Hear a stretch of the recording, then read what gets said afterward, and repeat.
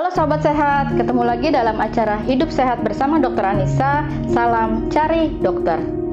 Tahukah kamu 5 penyakit yang bisa membuat penurunan trombosit atau trombositopeni? 1. Demam berdarah.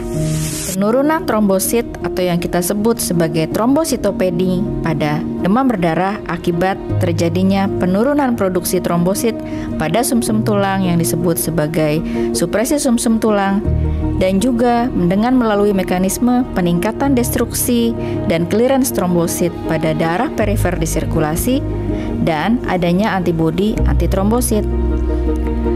Biasanya trombositopeni pada demam berdarah terjadi pada hari ke-4 hingga hari ke-7 demam dan akan normal kembali pada hari ke-8 atau hari ke-9.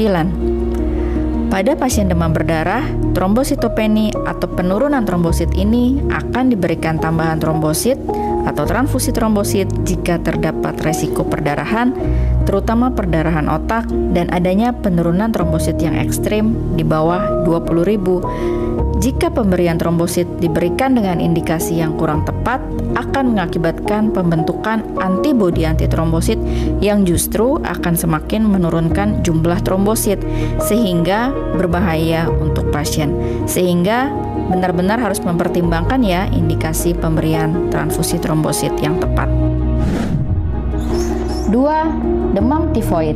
Pada demam tifoid dapat terjadi penurunan trombosit atau trombositopeni akibat depresi atau supresi sumsum tulang akibat invasi Salmonella typhosa pada sumsum tulang yang mengakibatkan penurunan hematopoiesis dan penurunan produksi hemoglobin, leukosit, dan trombosit.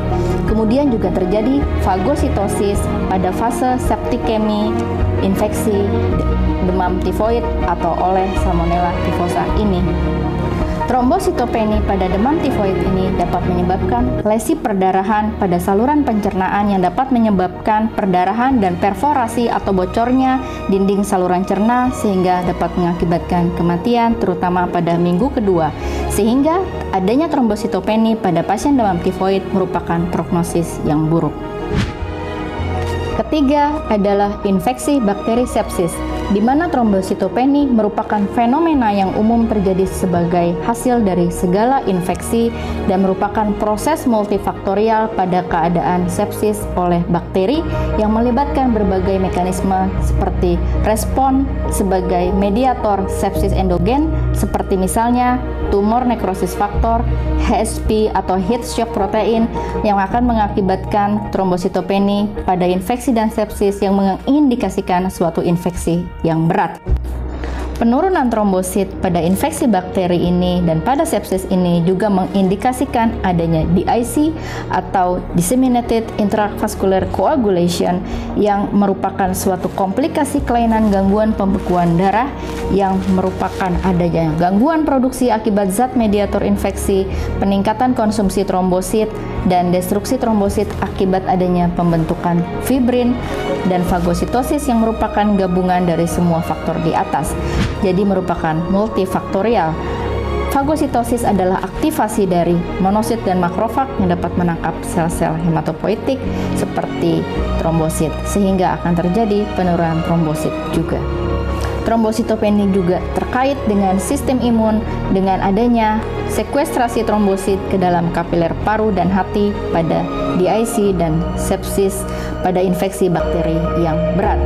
Mekanisme ketiga adalah konsumtif koagulopati atau koagulopati konsumtif akibat adanya DIC tadi yang mengakibatkan penurunan trombosit akibat terpakai oleh pembentukan mikrotrombus dalam pembuluh-pembuluh darah kecil pada kejadian sepsis yang sangat berbahaya tadi akan mengakibatkan gangguan oksigen dan gagal organ dan kejadian shock pada pasien.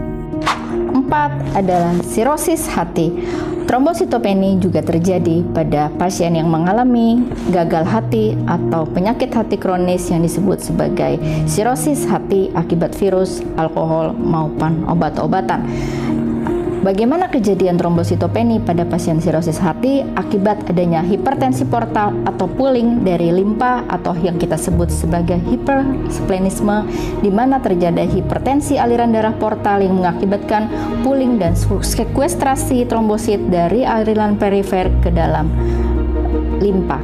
Sehingga pada pasien dengan gangguan hati kronik atau sirosis juga akan mengalami trombositopeni, walaupun juga akan mengalami leukositopeni, ya leukosit yang turun, maupun anemia akibat adanya hipersplenisme tadi.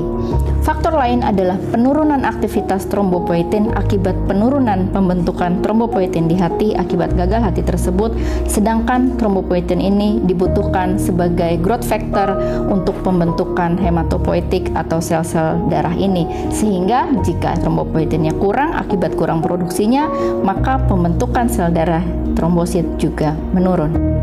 Patofisiologi inilah yang mengakibatkan untuk terapi trombositopeni pada pasien sirosis hati, pendekatannya adalah dengan embolisasi pembuluh darah limpa untuk mengurangi hipersplenisme dan pooling daripada trombosit tersebut ke limpa, dan juga untuk meningkatkan trombopoietin yang berfungsi sebagai membantu untuk pembentukan hematopoiesis, sehingga trombositnya bisa tidak terlalu rendah akibat pooling maupun akibat kurangnya trombopoietin tersebut. Kelima, the last but not the least, adalah trombositopeni akibat kelainan sumsum tulang atau adanya kelainan darah. Banyak hal-hal dan penyakit yang mensupresi atau menekan yang mengakibatkan gangguan pada sumsum tulang yang akan mengakibatkan penurunan produksi sel darah merah, sel darah putih, dan keping trombosit atau trombositopeni. Salah satu contohnya adalah infeksi virus, infeksi bakteri, infeksi kronik seperti tuberkulosis, dan adanya obat-obatan seperti kemoterapi, kanker, kemudian obat-obatan anti-epilepsi seperti valproat bisa mengakibatkan penekanan fungsi sumsum tulang yang disebut sebagai mielosupresi. Kemudian seperti yang tadi dikatakan bahwa kanker darah juga dapat menyebabkan penekanan sumsum tulang atau mielosupresi. Demikian dari saya, semoga bermanfaat. Salam cari dokter.